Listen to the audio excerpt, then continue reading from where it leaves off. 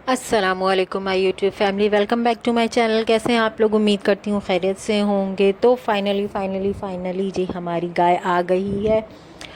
हमारी नहीं है फिर भी हमारी है, और गाय आ गई है माशाल्लाह। सौदा निपट गया और खुशी खुशी मंडी से सब गाय लेकर आ गए हैं। गाय उतारते वक्त की वीडियो नहीं बनी है, गाय चढ़ाते वक्त की वीडियो बनी है। बच्चे बहुत थक गए थे और दिन भर की शदीद मुशक्क़त के बाद गाय मिली है, यानी कि वापस आते हुए इनको गाय मिली और बड़ी मुश्किल से सौदा हुआ, लेकिन हो गया माशाल्लाह, बहुत अच्छा हुआ।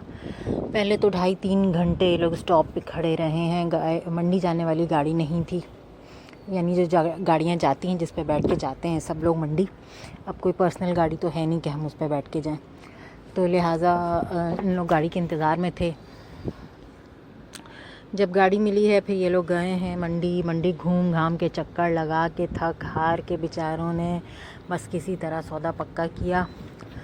और बस वो कहते हैं ना कि कुर्बानी नीयत जब बन जाती है तो अल्लाह ताला फिर आपकी मंजिल आसान कर ही देता है। किसी न किसी तरह जो भी रेंज होती है उस हिसाब से जानवर मिल जाता है।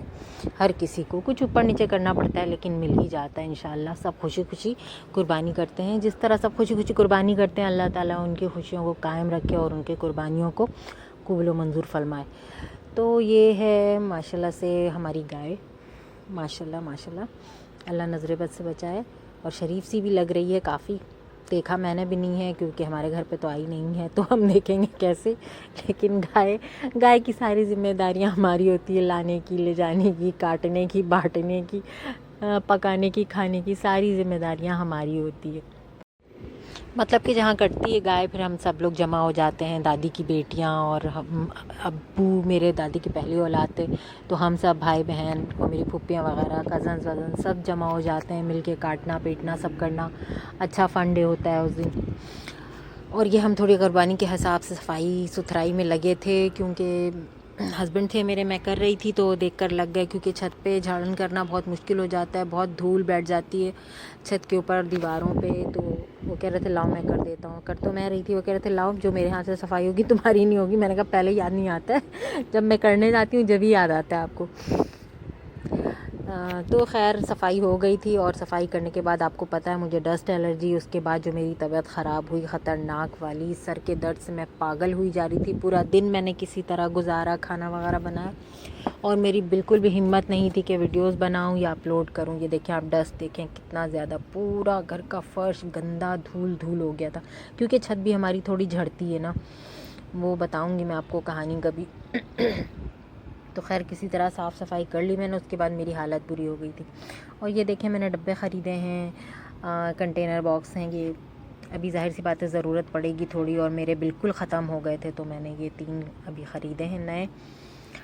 तो जिस तरह भी काम आएंगे, थोड़ा कीमा वगैरह करके रखने के लिए या कबाबों के लिए कुछ भी, तो उसके लिए, इस पर्पज़ के लिए मैंने लिए हैं। बाकी और अभी कोई शॉपिंग नहीं की है क्योंकि पैसे नहीं है, सैलरी नहीं आई है, चीज़ें कुछ भी नहीं आई हैं घर में हमारे। हत्ता कि राशन वगैरह भी अभी नहीं उठा है। देखते हैं क्या होता है, कब सैलरी मिलती है। पिछली बार भी ईद पर भी, ईद के बाद ही सैलरी मिली थी तो हमने मैनेज कर लिया था। अभी देखते हैं क्या होता है।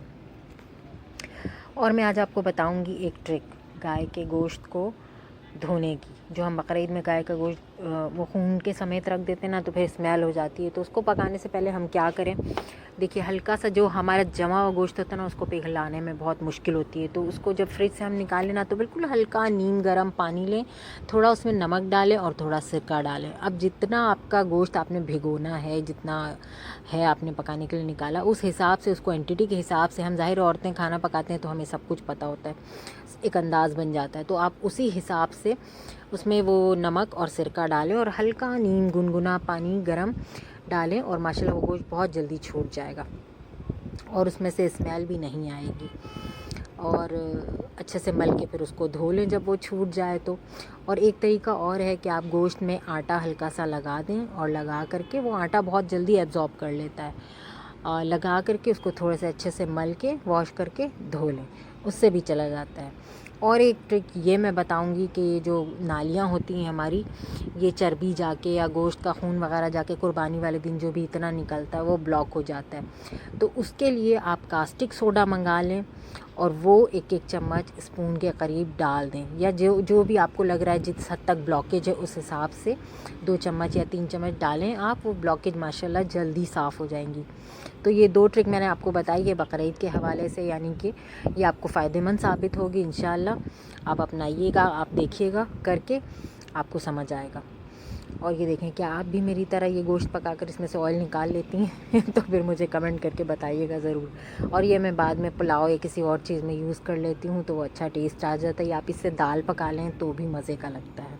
उस वक्त गोश्त बहुत ज़्यादा हैवी होता है और फिर ऑयली लगता है, तो मैं उसका ऑयल निकाल देती हूँ। और गाय का गोश्त पकाने से पहले आप एक पानी बॉयल करके ज़रूर फेंक दिया करें, और अदरक लहसुन में अच्छी तरह भून लें, तो उससे भी थोड़ी स्मेल कम हो जाती है। एनीवे, अपना व्लॉग एंड करते हैं यहीं पे। अल्लाह।